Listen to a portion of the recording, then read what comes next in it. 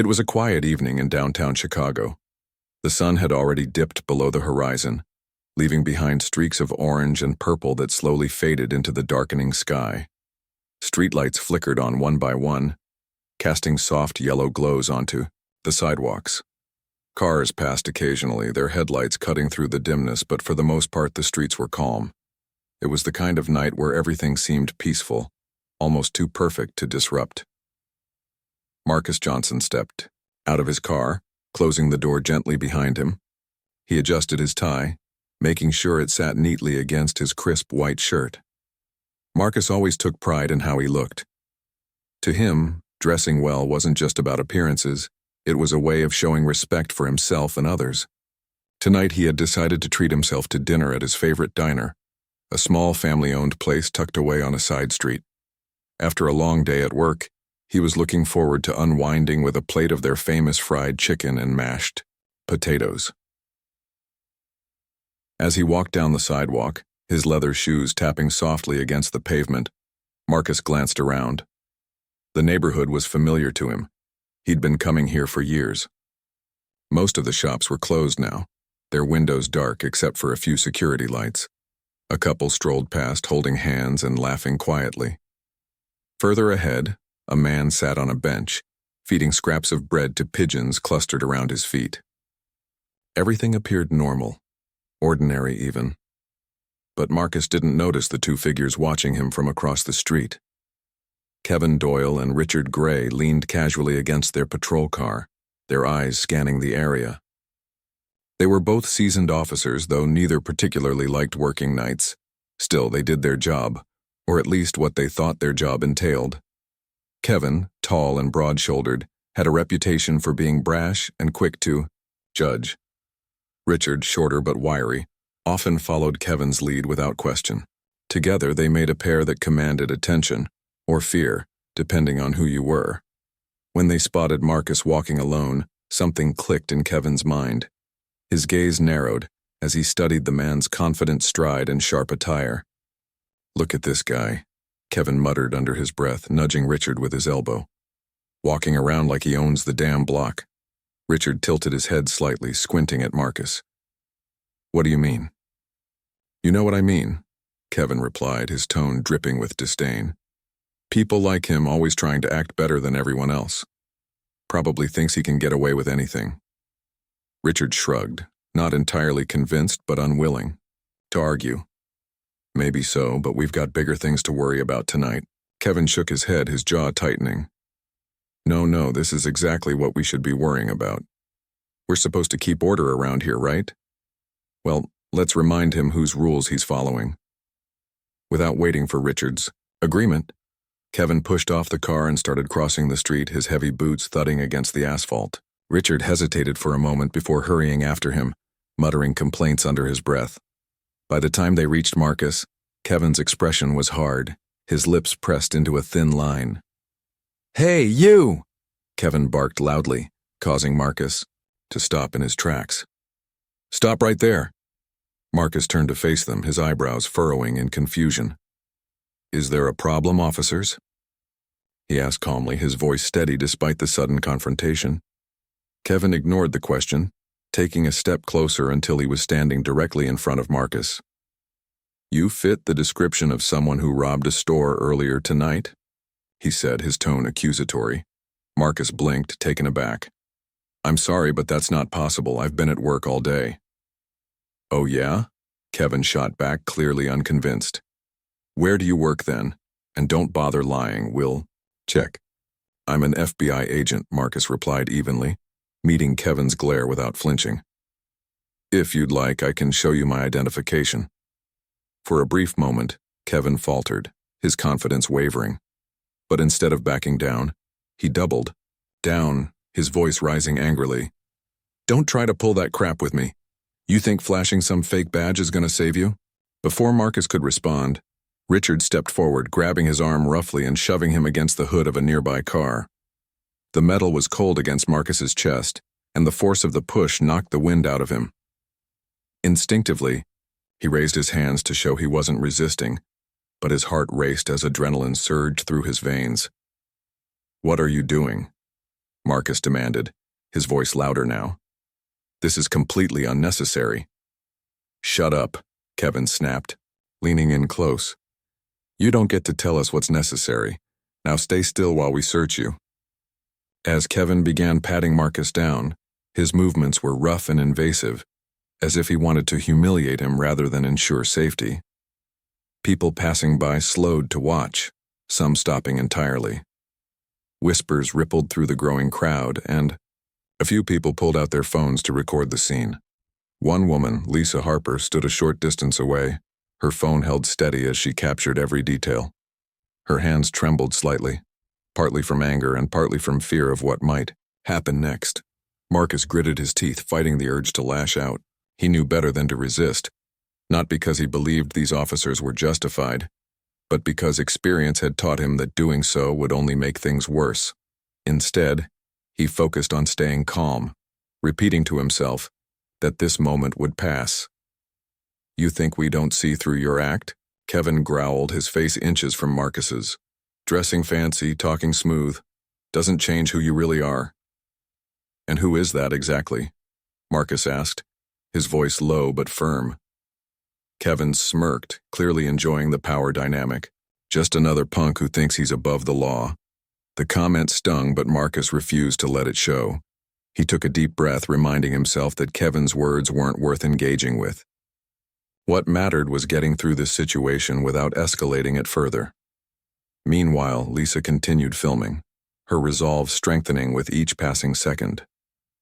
She couldn't believe what she was witnessing.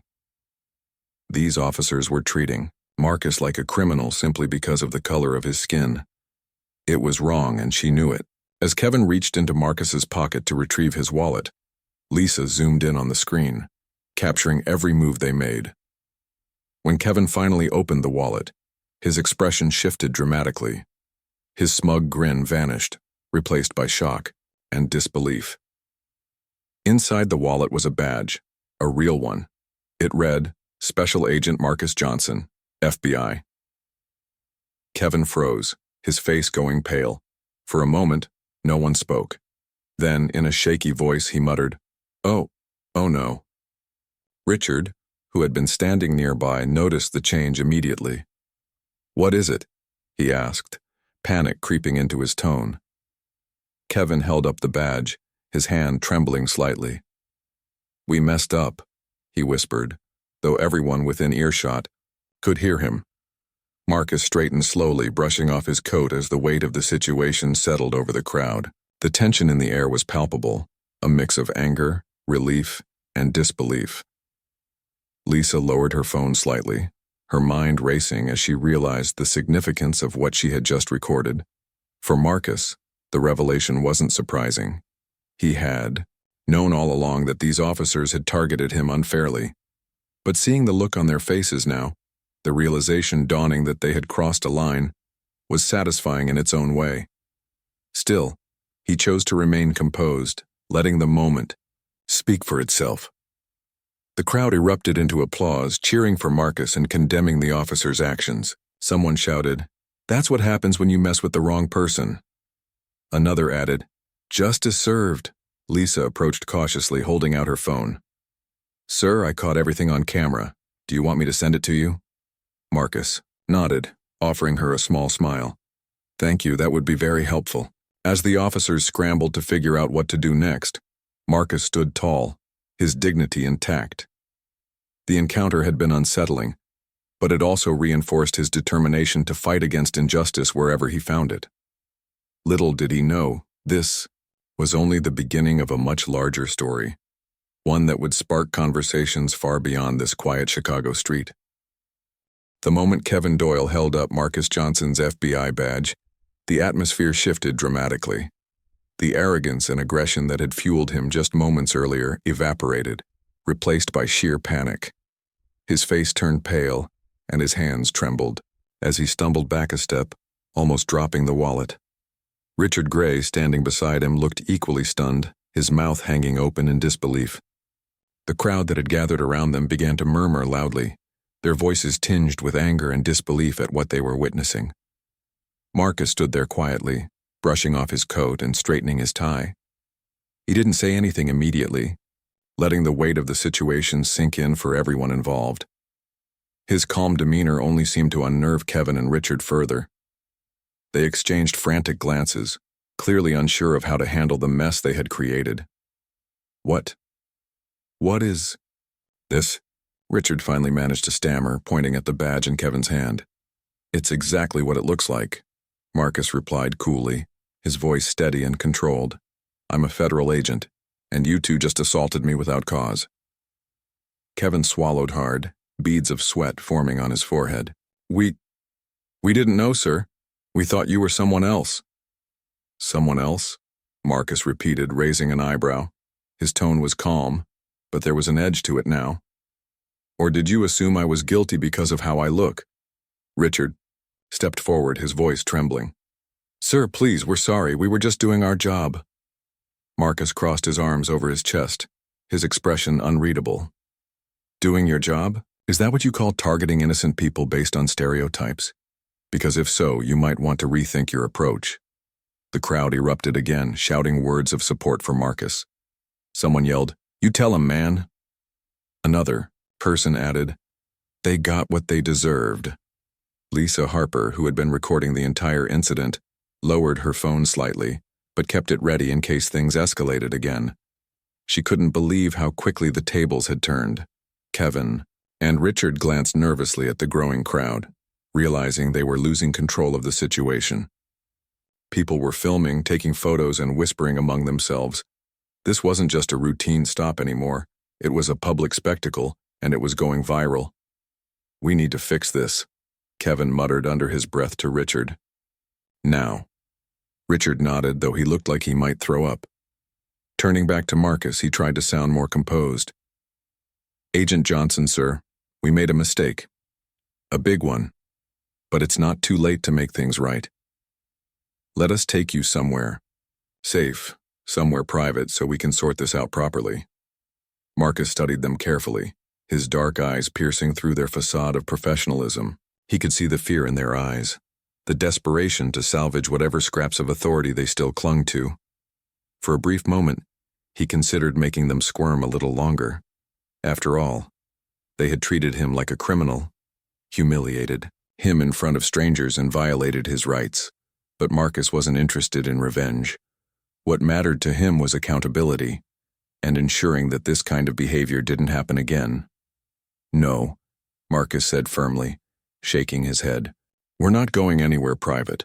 Whatever happens next will happen right here in front of these witnesses. You owe me that much. Kevin opened his mouth to argue, but quickly closed it when he saw the resolve in Marcus's face. There was no room for negotiation. Lisa stepped forward again, her voice clear and confident despite her nerves. Agent Johnson, I've recorded everything from the beginning. If you'd like, I can send you the video or upload it wherever you think it needs to go. Marcus turned to her, offering a small but genuine smile. Thank you, Ms. Harper. That would be very helpful. Please hold on to it for now. I'll let you know what to do with it later. Lisa nodded, feeling a surge of pride for having the courage to step up. She knew the footage she had captured was powerful evidence, and she wanted to use it responsibly. Meanwhile, Kevin and Richard were scrambling to figure out their next move. They knew they couldn't arrest Marcus now, not after discovering he was an FBI agent, but letting him walk away felt impossible too. Every second they stood there, the crowd grew angrier, their shouts growing louder. You need to leave, Marcus told them plainly, breaking the tense silence. Go back to your precinct and report what happened. I'll decide later whether to press charges. Kevin's eyes widened. Press charges? Sir, please, you don't understand. We didn't mean any harm. Oh, I understand perfectly, Marcus shot back, his voice sharp now. You targeted me because of my race. You profiled me, harassed me, and physically assaulted me, all because you assumed I was a threat. That's not just ignorance. It's discrimination. And it has consequences. Richard looked like he might cry. Please, Agent Johnson, give us another chance. We'll do whatever it takes to make this right. Marcus sighed, running a hand over his face. He didn't enjoy seeing them grovel, but he also knew they needed to face the reality of their actions. "Fine," he said after a pause. "Here's what's going to happen. You're going to call your supervisor right now and explain exactly what went down here tonight. Then you're going to cooperate fully with any investigation that follows. If you try to cover this up, I'll make sure the whole world knows about it. Do I make myself clear?" Both officers nodded vigorously, their faces pale with fear. Kevin fumbled with his radio, trying to contact dispatch while Richard stood frozen, staring at the ground. As the officers scrambled to follow Marcus's instructions, the crowd continued to cheer and applaud. Some people approached Marcus, thanking him for standing up to the officers and expressing their outrage over what had happened. One elderly woman patted his shoulder and said, "God bless you, young man, don't let them break your spirit." Marcus smiled warmly, touched by their support. "Thank you," he said softly. "But this isn't just about me. It's about all of us demanding better from those who are supposed to protect us." Lisa stayed close, keeping her phone ready in case anything else happened. She couldn't help but admire Marcus's composure and strength. Despite everything he had endured, he remained dignified and focused on the bigger picture. Eventually, a sergeant arrived on the scene, responding to Kevin and Richard's frantic calls for backup. He took one look at the situation. The angry crowd, the visibly shaken officers, and Marcus standing tall in the center, and immediately realized something serious had occurred. "What's going on here?" the sergeant asked, his voice gruff but wary. Marcus stepped forward, holding out his badge. "Sergeant, I'm Special Agent Marcus Johnson with the FBI. These two officers detained and assaulted me without cause, assuming I was involved in a crime simply because of my appearance. Fortunately, several witnesses, including Ms. Harper here, have documented everything." The sergeant's eyes darted between Marcus, the officers, and the crowd. He could see the tension in the air and knew this was a delicate situation. "Agent Johnson, I apologize for what happened. We'll launch a full investigation into this matter immediately."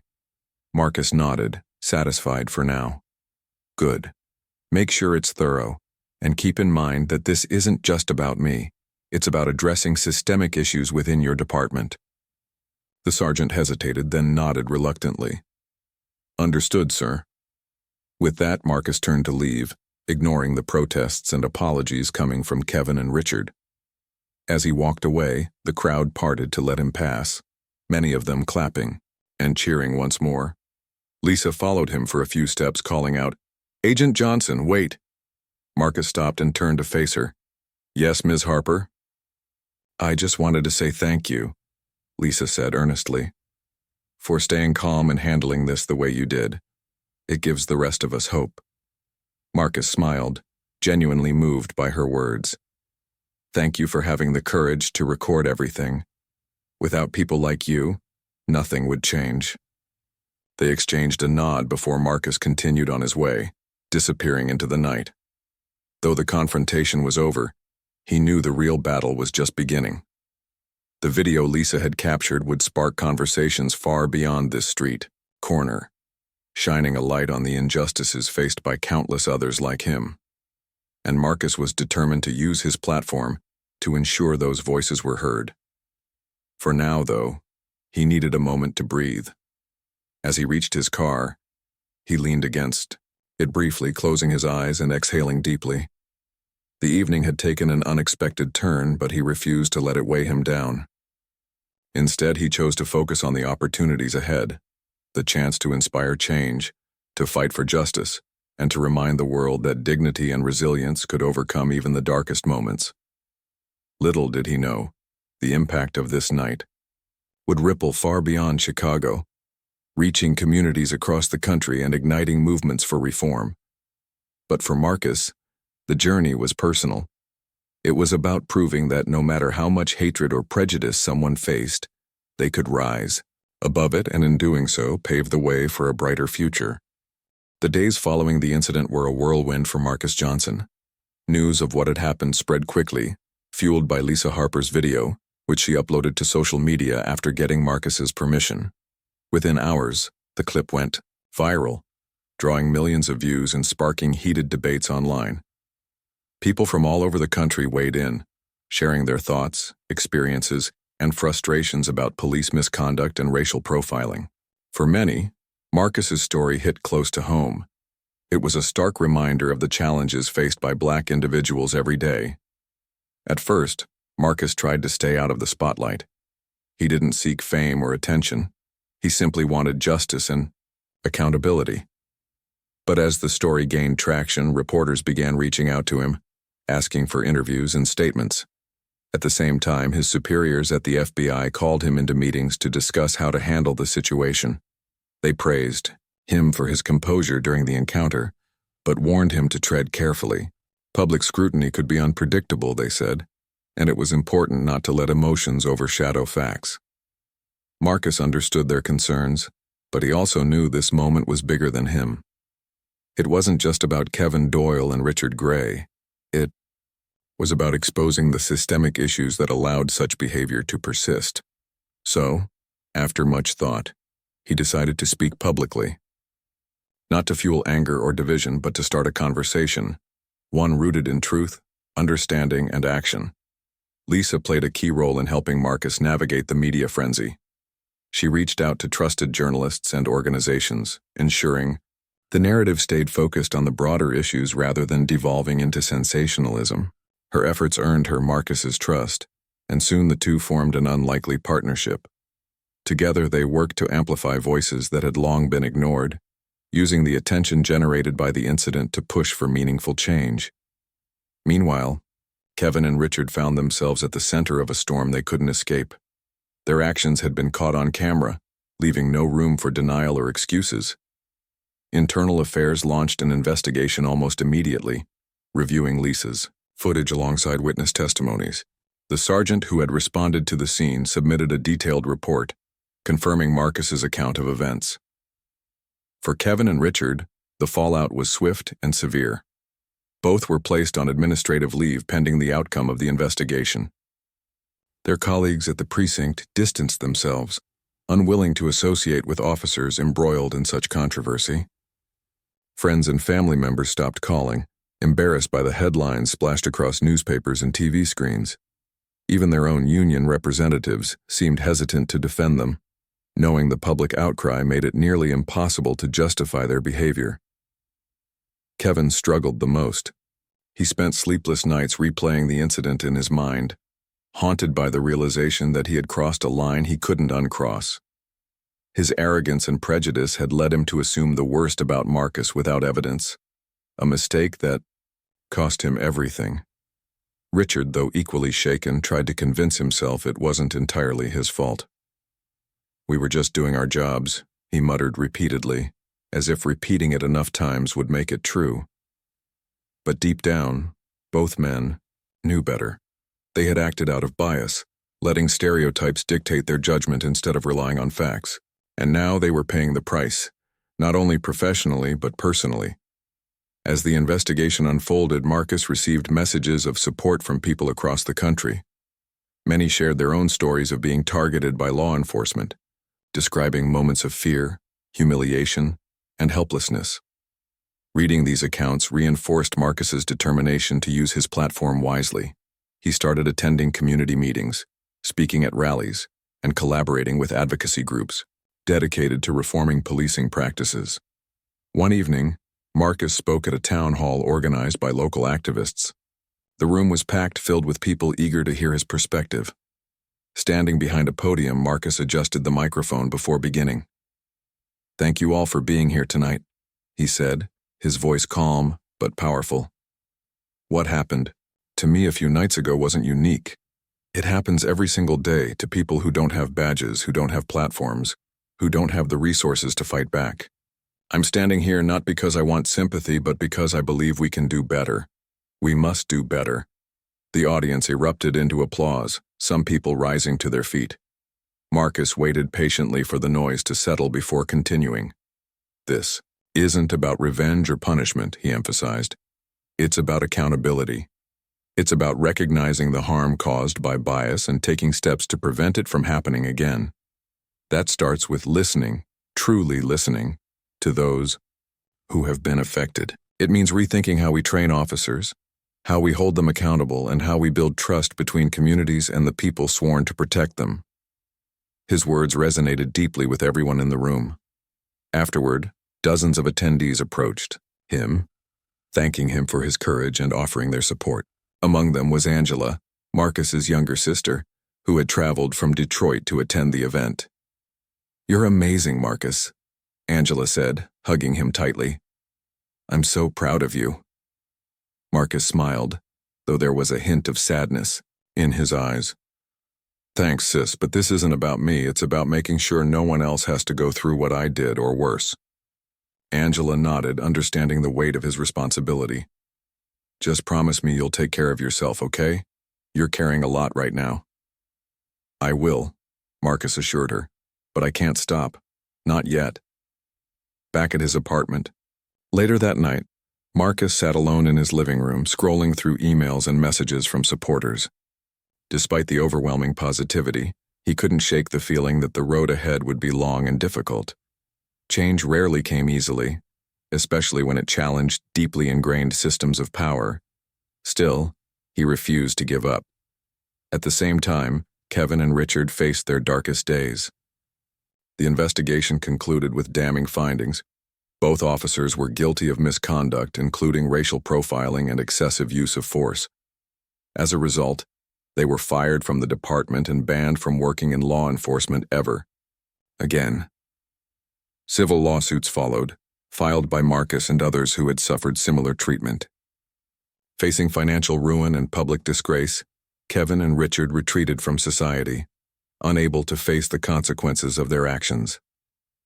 For Marcus, their downfall wasn't a victory. It was a reminder of why reform was necessary. Punishing individual officers wouldn't solve the problem. Systemic change was the only real solution. With Lisa's help, he launched a campaign aimed at educating the public about racial bias and advocating for policy changes within police departments nationwide. Schools invited him to speak to students, businesses sought his advice on diversity initiatives, and lawmakers consulted him on drafting new legislation. Through it all, Marcus remained grounded. He knew the fight for justice was far from over, but he also believed progress was possible. Every person who stood up against prejudice, every organization that committed to change, and every law that promoted fairness brought them closer to a world where everyone could feel safe and valued. Weeks turned into months. Marcus continued balancing his work as an FBI agent with his advocacy efforts. Though the journey was exhausting, he drew strength from the countless individuals who joined him along the way. Together, they proved that even in the face of adversity, hope and resilience could light the path forward. And so, Marcus pressed on, driven by the belief that every step mattered, even the smallest ones. Because in the end, it wasn't about perfection, it was about progress. Months had passed since the incident, and Marcus Johnson's life had transformed in ways he never anticipated. What began as a single act of racial profiling had grown into a national movement for justice and reform. His name became synonymous with resilience and advocacy, appearing in headlines, speeches, and even classroom discussions about systemic racism. While Marcus appreciated the recognition, he often reminded himself and others that this wasn't about him. It was about creating lasting change for future generations. The campaign Marcus launched alongside Lisa Harper gained momentum quickly. They called it Justice Beyond the Badge, a grassroots initiative aimed at addressing racial bias within law enforcement and promoting accountability. The name itself carried deep meaning. It symbolized the idea that true justice extended beyond individual actions to encompass entire systems. Together, they organized workshops, town halls, and educational programs designed to foster understanding between communities and police departments. One of their most impactful projects was training sessions for officers on implicit bias and cultural sensitivity. These sessions were mandatory for several precincts across the country, thanks to pressure from activists and lawmakers. At first, many officers resisted, claiming the trainings were unnecessary or biased themselves. But Marcus approached these challenges with patience and empathy, sharing his own experiences without shaming anyone. Slowly but surely, attitudes, began to shift. Some officers admitted they hadn't realized how their assumptions affected their behavior. Others expressed gratitude for the opportunity to learn and grow. Lisa played a crucial role in documenting these efforts, using her skills as a filmmaker to create videos highlighting both the struggles and successes of the movement. Her footage captured candid moments, officers listening intently during training sessions, community members speaking passionately at forums, and children drawing pictures of what fairness meant to them. These visuals humanized the issue, making it relatable to people who might otherwise feel disconnected. Despite the progress, not everyone supported Marcus and Lisa's work. Critics argued that focusing on race only divided communities further. Some accused Marcus of exploiting his position as an FBI agent to push a personal agenda. Online trolls harassed him relentlessly, posting hateful comments and threatening messages. For a while, Marcus considered stepping back, worried that the negativity might overshadow the positive impact they were making. But then something unexpected happened. A young woman named Natalie Brooks reached out to Marcus after seeing one of Lisa's videos. Natalie shared her story of being pulled over multiple times for no reason other than the color of her skin. Each encounter left her feeling humiliated and afraid, but she had never spoken up before because she didn't think anyone would care. Watching Marcus stand firm against injustice inspired her to share her voice. "Your story gave me hope," Natalie wrote in an email. "It showed me that we don't have to stay silent anymore." Marcus responded personally, thanking Natalie for her courage and encouraging her to keep speaking out. He invited her to join a panel discussion, hosted by Justice Beyond the Badge, where she could share her experiences directly with policymakers and community leaders. To his delight, Natalie accepted, and her heartfelt testimony moved everyone in attendance. Stories like Natalie's reminded Marcus why he couldn't give up. Every person who found the strength to speak out added another layer to the movement, reinforcing its power and purpose.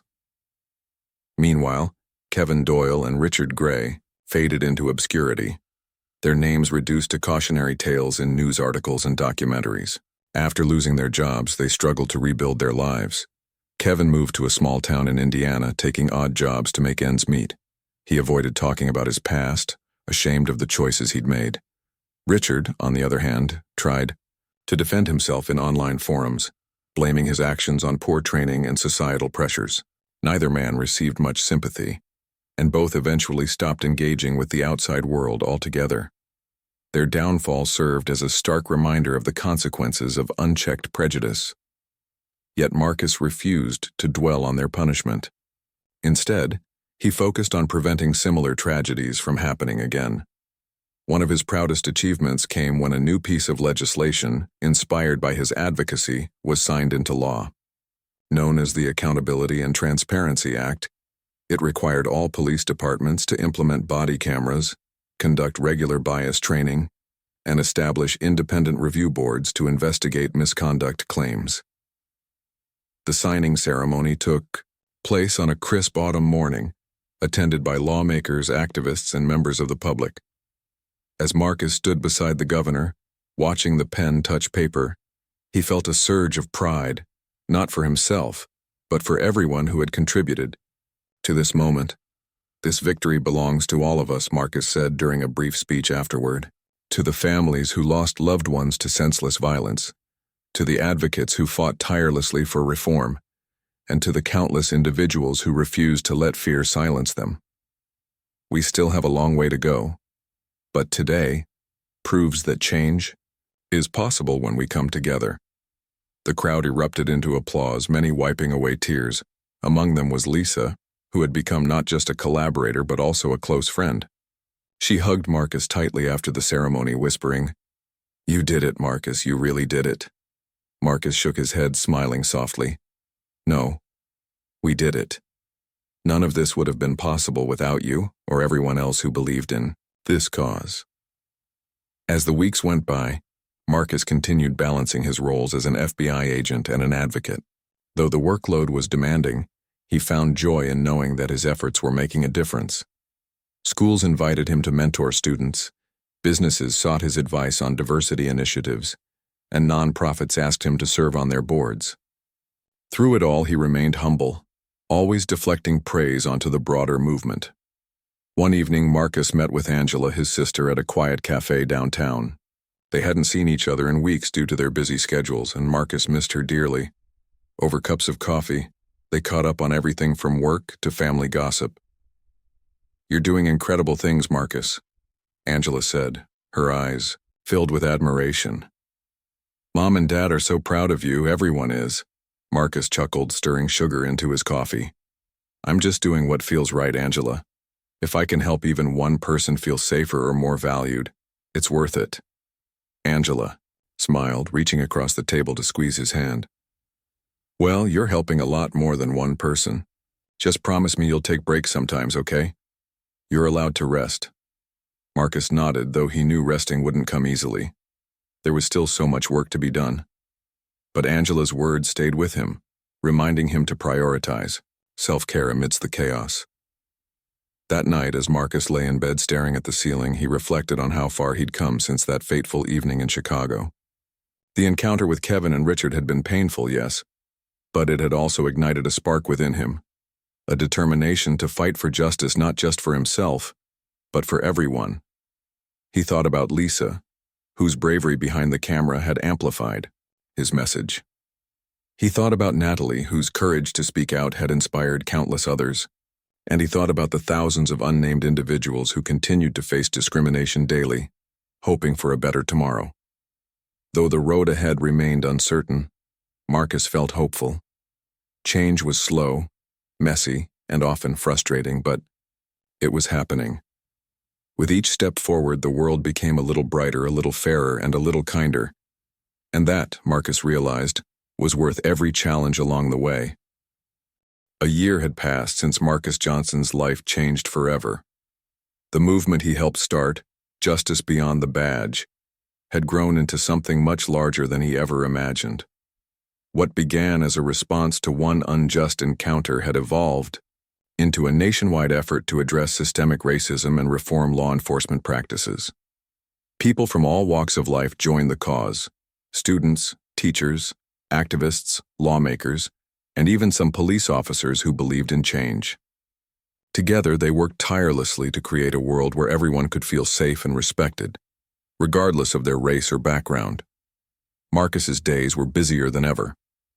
In addition to his duties as an FBI agent, he traveled across the country to speak at conferences, lead workshops, and meet with community leaders. His message was simple yet powerful.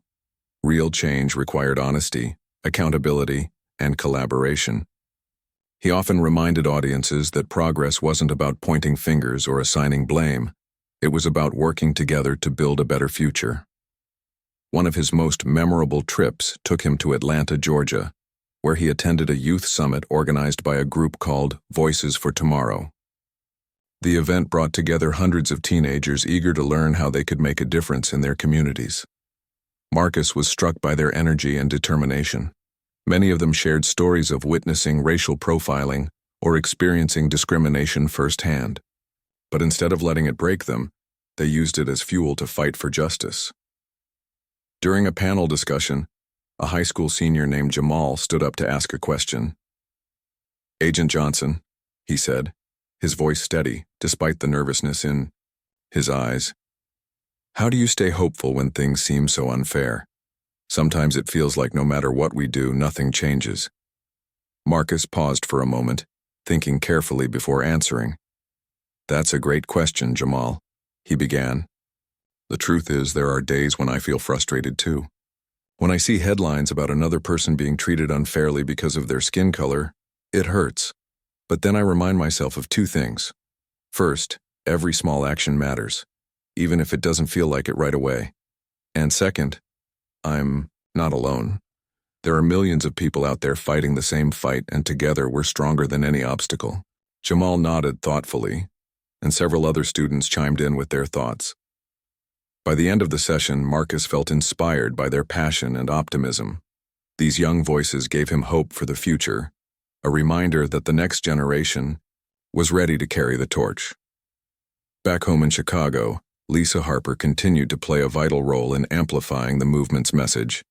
Her documentary series, titled Breaking the Badge, chronicled the journey of justice beyond the badge from its humble beginnings to its current impact. Each episode highlighted different aspects of the struggle against racial bias, featuring interviews with activists, victims of police misconduct, and even former officers willing to admit their mistakes. The series premiered on a popular streaming platform and quickly gained widespread attention. Viewers praised Lisa's storytelling skills, noting how she balanced raw emotion with factual accuracy.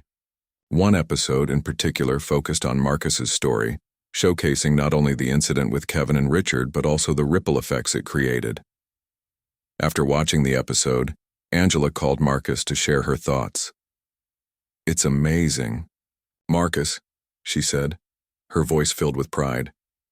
"Lisa did such a great job showing who you really are. Not just the advocate, but the person behind it all." Marcus chuckled softly. "Well, I couldn't have done any of this without her. She's the reason our message reached so many people." Angela agreed, adding, "You two make a pretty good team. Maybe you should think about writing a book together someday." The idea made Marcus laugh, though he didn't dismiss it entirely. Writing a book might be a way to reach even more people and ensure the lessons of this movement weren't forgotten.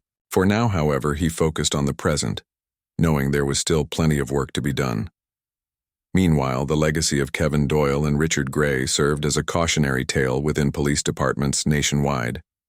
Their names were mentioned during training sessions as examples of what could happen when bias went unchecked. While some officers resented the emphasis on past mistakes, others embraced the opportunity to learn and improve. One of those officers was a young woman named Emily Carter, who had recently graduated from the police academy.